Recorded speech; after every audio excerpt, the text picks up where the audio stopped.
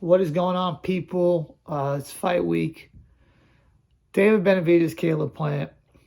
Big fight. One of my most anticipated matchups for 2023. I think this is a really interesting fight. Caleb Plant, obviously most known for fighting Canelo. He fought well in spurts. I felt like he won some of the rounds, maybe like 3 or 4 of them, but ultimately got knocked out. I feel like there was no point in the fight where I felt like Caleb Plant was going to win the fight. Not that he wasn't winning in certain moments, but that he was going to win it all. I think David Benavidez, from a style standpoint, is going to be one of the most exciting fighters for the next few years. He's got a lot of work rate, a lot of power. He's physical, very exciting style. It's not the type of fighter that takes a few rounds to kind of like feel his opponent out and like, jab and, that kind of thing. Plant's more of, I would say, a, traditional boxer, slick boxer, has good shoulder roll defense, good counter punching, can punch better than people think.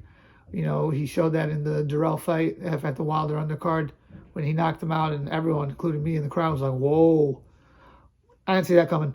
I think Caleb Plant is a little bit overrated, honestly. I think he's more right place, right time in terms of the fact that he got the Canelo fight because he had a belt and Canelo wanted to fight for the undisputed titles at super middleweight.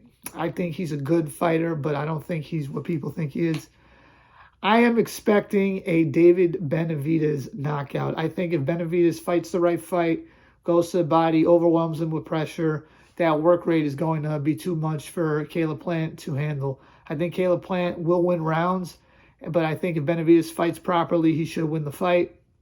I think that David Benavidez, the way he's talking in the interviews, or he was talking, he just seemed too angry and too aggressive. If he comes out recklessly, that can play into Caleb Plant's hands. But I don't think he's going to. I think he's going to fight the way he fights, which is aggressive but not reckless. I think Benavidez has a great work rate, great power, and you don't really see big guys at that weight at 168 throw those kind of combinations very often, those 4, 5, 6 punch combinations.